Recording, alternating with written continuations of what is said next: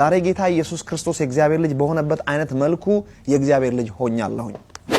ሐሰተኛ መቃወምና በኃጢአት ሰውን መክሰስን ያምታቱታልና ሐሰተኛ ትምህርትን የሚያስተምሩና ሐሰተኞችን የምታመን ወንጌል በእጃችን ይዘን የሚፈውስ ወንጌል በእጃችን ይዘን በማይሆን መንገድ ስንጠቀምበት ግን ያ ሳይሆን ስቀር የምናስተቸው የእግዚአብሔር ስምና ወንጌልን ቤተክርስቲያኒቷን ሁለት ነው በቃ ኦፕሽናችን። አንዳንድ ሰዎች እነኚህ ፍጹም ስጦታዎች ፍጹማን ባልሆኑ ሰዎች ፕራክቲስ ሲደረጉ ሲያዩ አቅላዮች ይሆናሉ። አሁን በጣም በብዙ ውዝግብ ውስጥ ያለንበት የነቢያትና የሐዋርያት አገልግሎት ጉዳይ። ሐዋርያ ማለት አቶ ማለት ይከብደኛል። ይታወቃል እኮ በድርቅና እንደሆነ ማለት ነው። እነዚህንና ሌሎች ፈገግ የሚያስብሉም እንዲሁም ትምህርት የምናገኝባቸውን ቪዲዮዎች ይዤ ቀርቤያለሁ። ታዲያ ለቻናሌ እንግዳ ከሆኑ ሰብስክራይብ ማድረግዎን አይርሱ። ሌትስ ዳይቭ ኢን። እንደ አንድ ክርስቲያን ስለ ሐሰተኛ ትምህርትና አስተማሪዎች ሳስብ በጭንቅላቴ መጀመሪያ የሚመጣው በወንጌል አማኝ ውስጥ የተሰገሰጉ ሐሰትን የሚያስተምሩ የሐሰት ትንቢት የሚያመጡ ግለሰቦች አይደሉም። ኦንሊ ጂሰሶች ወይም ደግሞ አብም መንፈስ ቅዱስም ወልድ ነው ብለው የሚያስተምሩ ሰዎች ናቸው ወደ አእምሮ የሚመጡትና ይህን በተመለከተ አስተማሪና አስቂኝ ቪዲዮ ተመልክተን እንምጣ። በኦንሊ ጂሰሶች ትምህርት ክርስቶስ ወደ ምድር በመጣ ጊዜ አብ ነፍሱ ነው፣ ወልድ ደግሞ የሥጋው ፓርት ነው ብለው ነው የሚያስተምሩት። ስለዚህ አሁን አስቡት፣ ክርስቶስ በተጠመቀ ጊዜ አብ ለወልድ ሲናገር ወይም ነፍሱ ለሥጋው፣ ዋው የምወደው ልጄ።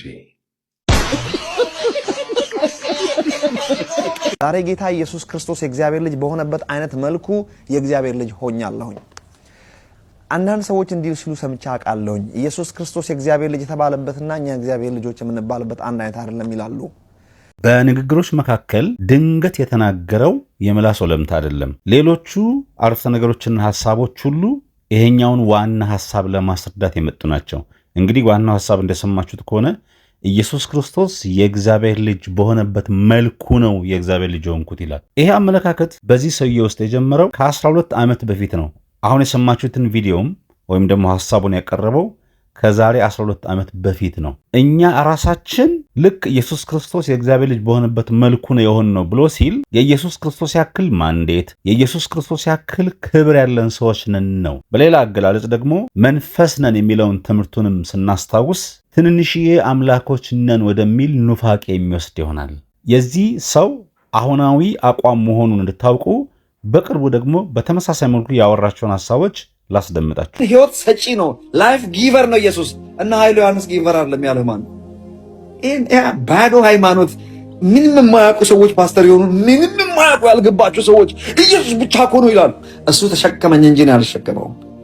የልጁን መልክ እንድንመስል ምድረ ደናቁርት አይገባውም። እንግዲህ እኔ ኢየሱስ ክርስቶስ የእግዚአብሔር ልጅ በሆነበት መልኩ ነው የእግዚአብሔር ልጅ ሆንኩት የሚል ሰው ማንነቱን ለመግለጽ የሚጠቀማቸውን ቃላቶች ተመልከቱ። እንግዲህ ያልከውን ትምህርት እንደ ትክክለኛ ትምህርት ብንቀበለው እንኳን እያሳየን ያለው ማንነት የእግዚአብሔር ልጅ ነኝ ከሚል ሰው የሚጠበቅ አይደለም። እኔ ልተው እችላለሁ። ያንተን ትምህርት ትክክል ነው ብለው የሚቀበሉም ሰዎች ወይም ደግሞ የማይቀበሉም ሰዎች ደስ ያለን መንገድ ብትሄድ ልንተው እንችላለን። ነገር ግን ያንተን ሐሳብ የሚቀበሉ ሰዎች እጅግ እየበዙ ስለሆነ ነው ይህንን ቪዲዮ መስራት የፈለኩት። ይሄ ቪዲዮ ሰሞኑ መነጋገሪያ ሆኖ ነበረ። ኮኪ የምትባለው እህት ጥንቃቄ እንድታረግ ልነግራት እፈልጋለሁ። ኃይሉ ዮሐንስ በዚህ ቪዲዮ ውስጥ አንድ ሐሳብ ነው ያስተላለፈው።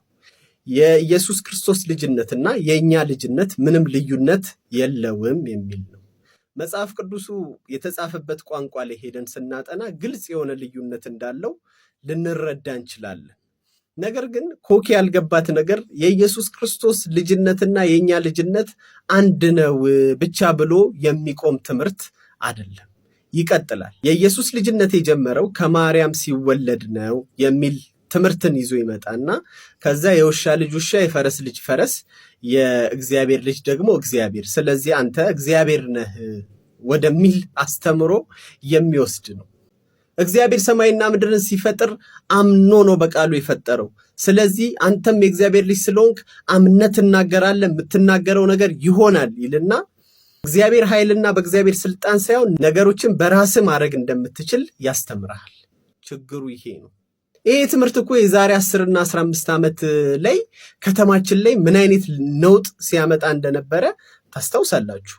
አሞ ጤናውን አጥቶ ሰውነቱ አልቆ አልጋ ላይ ተኝቶ እኮ አልታመምኩም ደህና ነኝ እያለ እኮ አንዳንዱ ሞቷል። ታክሲ ውስጥ እኮ ወራጅ አለ ከማለት ከፍ አድርገኝ እያሉ እኮ ከወያላ ጋር ሲጣሉ ሲደባደቡ እኮ የኖሩበት ጊዜ የቅርብ ጊዜ ታሪክ ነው። ትምህርቱ በራስ ወደ መተማመን በእግዚአብሔር ወደ አለመደገፍ የሚያመራ ትምህርት ነው።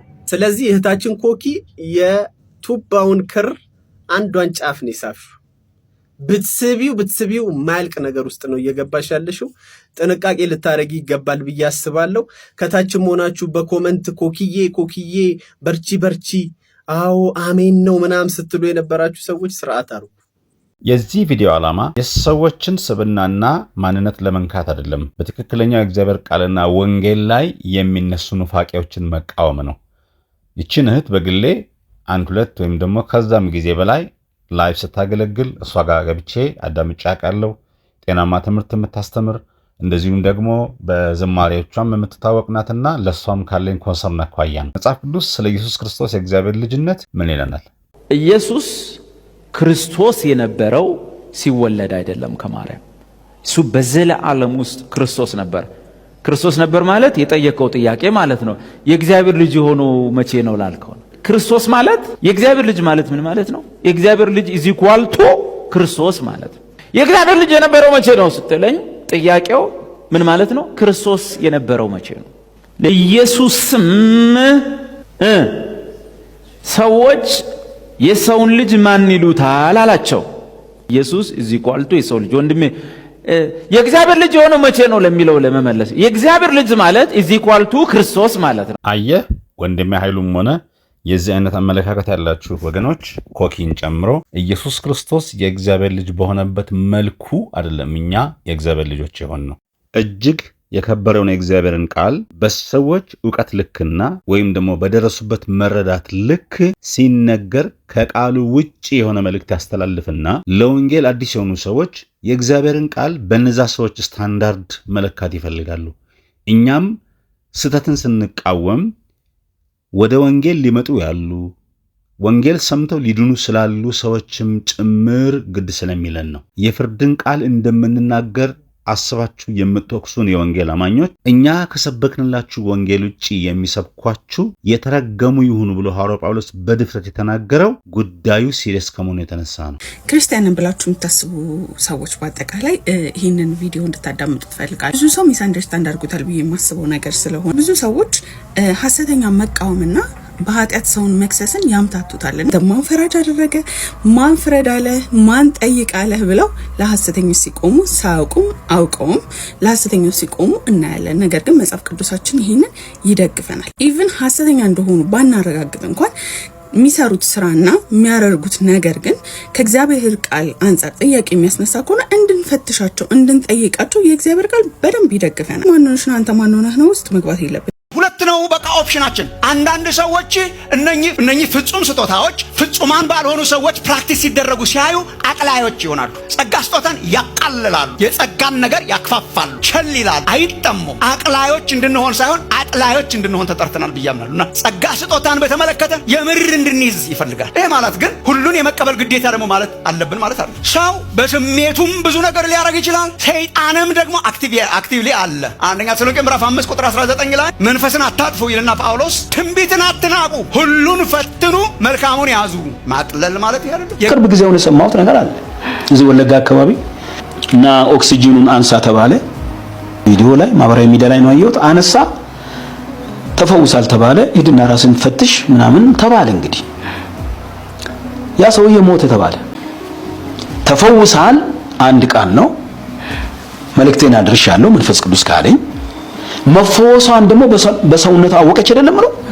ያ ሰው መፈወሱን እንዲያውቅ ሐኪም ጋር መሄድ አለበት። ምክንያቱም የእግዚአብሔር እጅ የሐኪምን ምርመራ አይፈራም።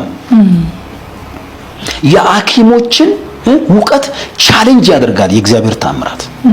ስለዚህ ከዛ ምስክር ወረቀት ይዛችሁ ነው እንላለን። በእንደዛ አይነት መንገድ ከዛ በኋላ ሰዎች እንደመሰከሩ ድል እንሰጣለን።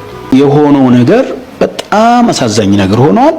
ከዛ ይልቅ በጣም ለኔ እንደ አገልጋይነት የተሰማኝ ነገር ስለተፈጠረው ነገር አያገባኝም የሚል ነገር ነው። I don't care ብሎ የተሰጠ ነገር ከፊተኛው ልቅ በጣም ከባድ ነው። እኔ ጸልየለት ኦክሲጂኑን አንሳ ብዬው ሰውዬ ሳይፈወስ ቀርቶ ሞቶ እኔ ተጠያቂ ካልሆንኩ ማን ተጠያቂ ሊሆን?